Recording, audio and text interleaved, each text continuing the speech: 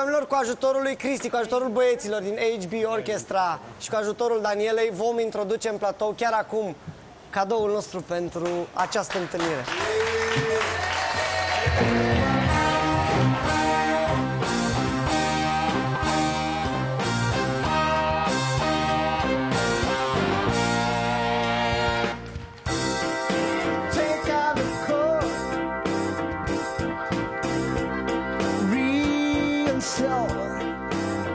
Oh, take off your shoes.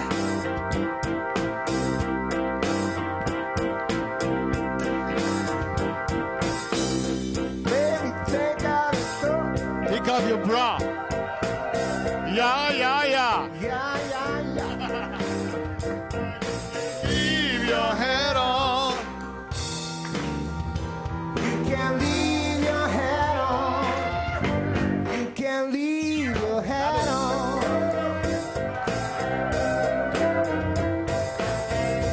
Baby, take off your bra. Yeah, yeah, yeah. Take off your shoes. I take off your shoes. Take off your clothes. Super, super!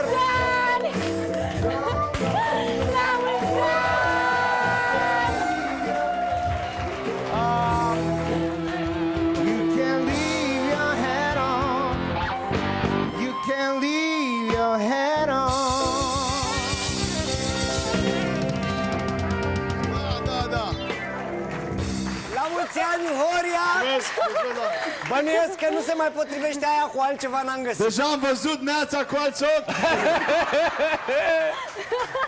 Da, îi mulțumim frumos lui Și acum noi! Sau nu? Horia, mulțumim frumos că ai participat la această Să emisiune. știi că foarte multă lume mi-a reproșat, bă, Horia, tu ești un băiat serios, ai 38 de ani, vorba aia. Iată. Când te duci la nebunia 2 plus 2 plus 2, Da. de fiecare dată parcă intri într-o stare de Din cauza la... categorii. Da. Tu, Da? ți-ai scos sutienul? Da, chiar mi-am scos sutienul. Normal, e pentru tine. Cadoul la mulți ani. La 20 de ani poate mai scoatem ceva. Sufletul. Horia, îți mulțumim tare mult. Finalul să știi că ți aparține. Da, Andreea, mulțumesc, stimate respectat. sper că ai învățat ceva din rețeta zilei de astăzi, nu-i așa? Da, îi lăsăm, doamnă. Deci ăștia mi-ai dat, da? Da, de tot. De tot. Să-l uiți Da. să-l porți la concert. Port bonheur. Doamne ferește!